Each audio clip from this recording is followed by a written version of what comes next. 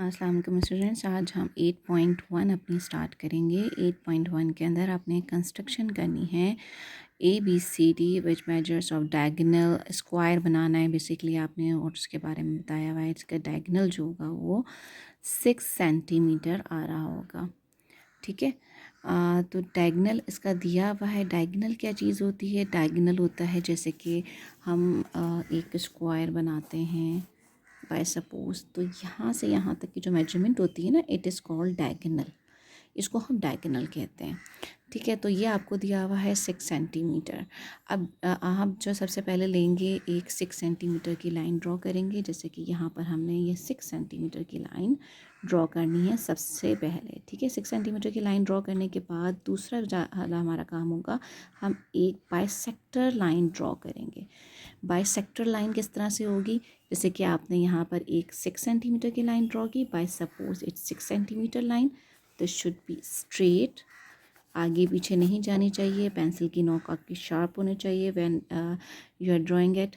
अब यहाँ पे हमने नाम रख दिया इसका ANC। ठीक है, ANC, और बाइसेक्टर यानी कि ये 3 सेंटीमीटर। अगर ये टोटल 6 सेंटीमीटर है तो यहाँ 3 सेंटीमीटर के ऊपर ये बाइसेक्ट करेगी, और बाइसेक्ट को हम डॉटेड लाइन से शो कर देंगे। और ये वाली लाइन आप अपनी मर्ज़ी से 7 और 8 सेंटीमीटर भी ले सकते हैं, जो ये बनेगी। ठीक है, तो ये पहला स्टेप हो गया आपका, और ये दूसरा स्टेप हो गया आपका।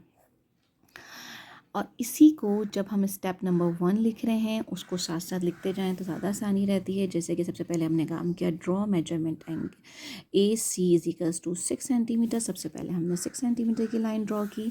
उसके बाद draw EF the right bisector of AC intersecting at point P। ठीक है, अब हमने इसको एक बाइसेक्टर लाइन बनाई जिसने इंटरसेक्ट किया है आपको 8 पॉइंट P के ऊपर। तो यही पॉइंट हमने वहाँ पर लिख लिया। अब उसके बाद आपने करना क्या है कि आपने यहाँ पर कंपास रखना है और यहाँ तक उसको खोलना है, यानी कि 3 सेंटीमीटर का डिस्टेंस लेना है। यहाँ पर आप कंपास रखेंगे और इसी तरह से यहाँ से आप मेजरमेंट लेंगे, यानी कि यहाँ से यहाँ तक आप खोलेंगे। और फिर यहाँ पर लेकर आपने एक आर्क यहाँ लगाना है, और फिर यहाँ से आपने एक आर्क यहाँ पर लगाना है। ये दोनों आर्क आपने लगाने हैं। लगाने के बाद इन सब को आपस में मिला देना है।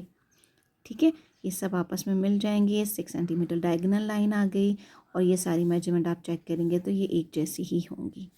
सही है, ये आपकी 3 सेंटीमीटर की लाइन यहाँ बनेगी, बट इसको हम ये 3 सेंटीमीटर की लाइन्स हैं आपकी बेसिकली, लेकिन इसको लिखने की ज़रूरत नहीं है, ये समझने की ज़रूरत है सिर्फ। ठीक है, ये आपका जो है वो 3 सेंटीमीटर डिस्टेंस पे हमने बनाया था, ये इसलिए लिखा हुआ है। लेकिन ये बाइसेक्टर लाइन अलग है। ये डिस्टेंस आपका 3 सेंटीमीटर, ये डिस्टेंस आपका 3 सेंटीमीटर का होता है।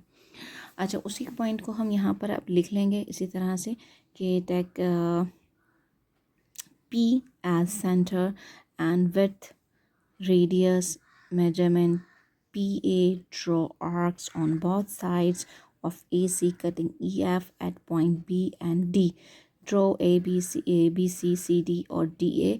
ये सब हमने ड्रॉ कर लिए। AB, BC, BD और DA, इन सबको मिला दिया। अब हमारा ABCD रिक्वायर्ड स्क्वायर जो है वो तैयार है।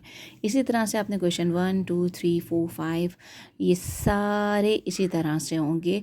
यहाँ पर भी क्या होगा, सिर्फ और सिर्फ मेजरमेंट चेंज होंगी।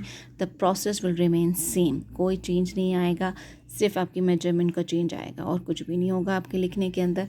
डायग्राम सारी ऐसी ही बनेंगी जिसके अंदर आपकी अगले क्वेश्चंस के अंदर सिर्फ डायगोनल चेंज हो जाएगा।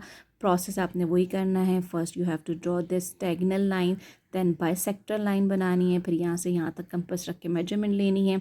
इसको एज अ सेंटर रख कर आपने यहाँ आर्क लगाना है, इसको एज अ सेंटर रख के यहाँ आर्क लगाना है, और फिर सिर्फ चारों तरफ से मिला देना है। तो ये आपका डायगोनल स्क्वायर जो है वो आपका बन जाएगा। इसी तरह से 8.1 का क्वेश्चन नंबर 2 आप अपना कंप्लीट कर सकते हैं।